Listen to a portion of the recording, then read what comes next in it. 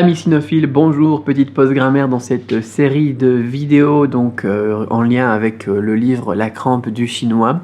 On a parlé dans les dernières leçons de Ni hao ma wo hen hao. Et je vous avais dit, voilà, on traduit par exemple dans la leçon suivante, on parlait du verbe hao qui dit aller bien, qui est être bien. Comme Ni hao ma, est-ce que tu vas bien? Et ce qui est marrant, c'est que hao, ça veut dire bien, bon, mais on a traduit ça par aller bien. Pourquoi? Parce que en chinois, il va falloir comprendre quelque chose de très très important, c'est que les adjectifs, la plupart du temps, sont des adjectifs verbaux ou des verbes adjectifs. Qu'est-ce que ça veut dire ça? Ça veut dire par exemple, on va dire Cédric est très beau. Par exemple, donc Cédric tai shuai là. Voilà, il est très beau. Eh bien, on n'a pas mis le verbe être. Le verbe est compris dans l'adjectif. Shuai, ça veut dire beau, handsome. Mais ça veut aussi dire être beau. Voilà, ça c'est très très important. Donc en chinois, les adjectifs sont souvent des adjectifs verbaux. Et encore une fois, comme j'en parlais aussi dans la dernière vidéo sur la grammaire, donc qui est séparée de cette section de vidéos, mais vous pouvez la regarder en complément si vous êtes abonné juste à cette playlist.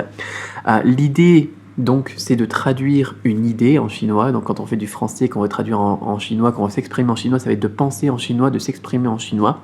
Et du coup, il va falloir toujours faire très attention à ne jamais traduire du français vers le chinois. J'en ai aussi parlé dans les dernières vidéos sur le concept de traduire une idée plutôt que de traduire des mots. Et donc si on veut dire je vais bien, on va pas traduire je vais bien. Ça voudrait rien dire wo qu hao, ça veut rien dire du tout en chinois. Eh bien, ça sera tout simplement wo hen hao, je très bien. Je très bien, pas je allais bien. Je très bien. Bah. Et je très beau aussi. En toute modestie, bien sûr. Non? Bon, ok. Voilà pour ce petit intermède donc grammatical. Si vous voulez plus d'infos sur la grammaire, donc vous avez la vidéo dont je vous ai parlé juste ici. Je vous mets aussi les liens pour donc accéder à cette vidéo dans la description de cette vidéo. Sur ce, on continue. Demain, on va parler de quoi? Des règles de ton. Les règles de ton en chinois. Très très intéressant ça. Parce qu'on les a évoquées dans la dernière truc, la question-réponse. Et on en a reparlé du coup dans Dui bu dui, correct ou pas correct, dans la leçon oui et non.